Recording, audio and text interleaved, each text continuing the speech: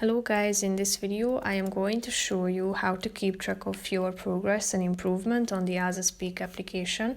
But first I just want to mention, don't forget to subscribe to my channel because at 10,000 subscribers I am going to show you my whole YouTube revenue statistics and growth strategy, how to make money online. So let's jump into it. First of all, open the app on your phone. Tap on this profile icon down below, which is the last icon in the right side corner.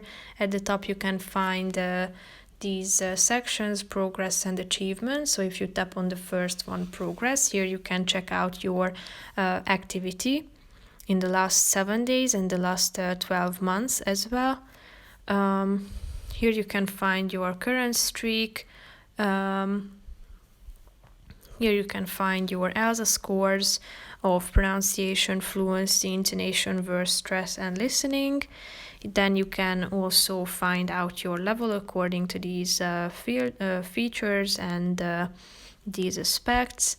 Here you can find your progress session, your assessment test score. If you click on achievements, you can also keep track of your achievements, about your certificates.